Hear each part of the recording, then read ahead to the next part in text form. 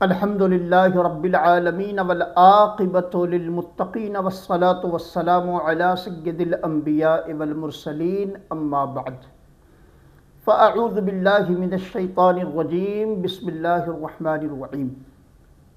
محترم پیارے بھائیو، مجھ سے زمانہ طالب علمی کے ایک ساتھی نے کہیں سے میرا نمبر حاصل کیا اور مجھ کو کال لگا کر پوچھتا ہے، حافظ اختر بول رہے ہو؟ میں نے کہا جی کون؟ کہ میں توقیر رضا بول رہا ہوں۔ میں نے جی فرمائیں، پہچانا کہ نہیں؟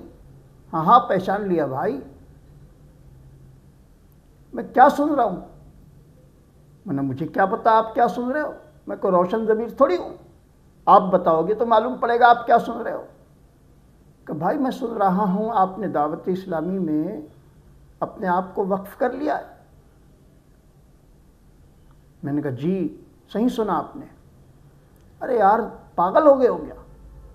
میں کیا ہوا؟ کہ دعوت اسلامی لوگوں کو حرام کاریوں پر لگا رہی ہے، لوگوں کو غلط کاموں پر چڑھا رکھا ہے دعوت اسلامی نے، اور تم اسی سے وابستہ ہو گئے ہو۔ کس بے وقوف نے آپ کو کہہ دیا کہ دعوت اسلامی حرام کاریوں پر امت کو لگا رہی ہے اور تم اس سے وابستہ ہو گئے ہو؟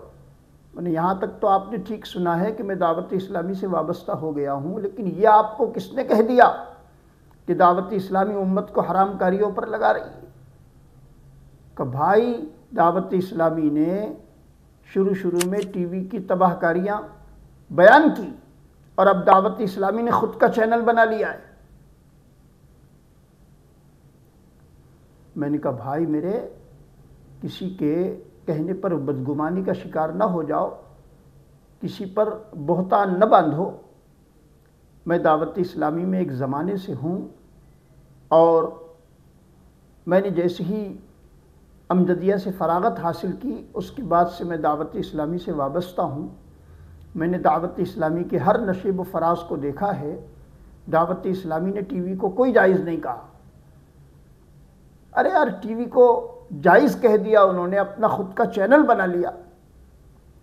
بھائی یہاں تک آپ نے سنا ہے وہ بالکل ٹھیک ہے کہ انہوں نے اپنا چینل بنا لیا، لیکن ٹی وی کو وہ کل بھی ناجائز و حرام کہتے تھے، آج بھی ناجائز و حرام کہتے ہیں، کہ پھر چینل کیسے بنا لیا؟ بھائی مولانا الیاس صاحب قادری برادری کے اعتبار سے میمن ہیں اور بہت ہوشیار ہیں، باہوش ہیں۔ انہوں نے امت کو بھلائی کے راستے پر لانے کے بے شمار ذرائع اپنائے۔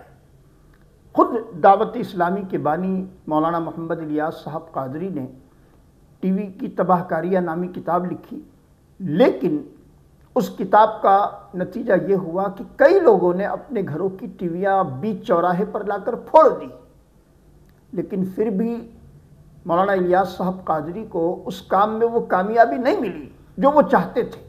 جو ان کا ہدف تھا، وہ ہدف ٹی وی کی تباہ کاریاں نامی کتاب لکھنے سے پورا نہ ہوا۔ تب انہوں نے سوچا کہ آخر اس امت کو ٹی وی سے کیسے دور کیا جائے؟ کوئی نہ کوئی تو طریقہ اپنانا ہوگا کہ جس سے اس امت کو اس سے دور کیا جائے۔ جیسے کوئی جوان کسی لڑکی کی محبت میں گرفتار ہو گیا، اب ماں باپ اگر اس لڑکی سے اس کو دور کرنا چاہتے ہیں تو اس لڑکے کے دل میں کسی ایسے کی محبت ڈالنی ہوگی جو وہ اس کی محبت میں گرفتار ہو کر اس لڑکی سے دور ہو جائے، اور دعوت اسلامی نے وہی کیا ہے۔ دعوت اسلامی نے دیکھا کہ ہم نے ٹی وی کی تباہ کاریاں بیان کی، لیکن اس سے امت ٹی وی سے دور نہ ہوئی۔ کچھ لوگوں نے اپنے گھروں کی ٹی ویاں بیچ چوراہے پر لا کر پھوڑ دی، لیکن ایسے 90% لوگ ابھی بھی ایسے تھے جو ٹی وی پر لگے ہوئے تھے، جن کو ٹی وی سے بچانا بہت مشکل تھا۔ تو دعوت اسلامی نے ایک ٹرننگ پوائنٹ دیا ہے کہ ٹھیک ہے آپ ٹی وی نہیں نکالتے نا گھر سے، مت نکالو، میں ایک اپنا چینل لانچ کرتا ہوں، آپ دن بھر ٹی وی پر ہی بیٹھے رہو۔ دعوت اسلامی اپنا چینل بنا رہی ہے، اس چینل پر دن بھر دین و سنیت کی باتیں ہوگی، مدنی مذاکرے ہوں گے، علماء کرام کے بیانات ہوں گے، درس ہوگا، قرآن کا درس ہوگا، حدیث شریف کا درس ہوگا، سنتوں کی باتیں ہوگی، دن بھر ایک ہی کام ہوگا۔ اس طرح دعوت اسلامی نے لوگوں کو ایک ٹرننگ پوائنٹ دیا، نتیجہ یہ ہوا کہ آپ اس ٹرننگ پوائنٹ دینے میں کامیاب ہو گئے اور لوگ ٹی وی سے دور ہو گئے۔ ٹی وی سے دور سے مراد ٹی وی میں ہی لگے رہ کر حرام کاریوں سے دور ہو گئے، جو غلط مناظر، غلط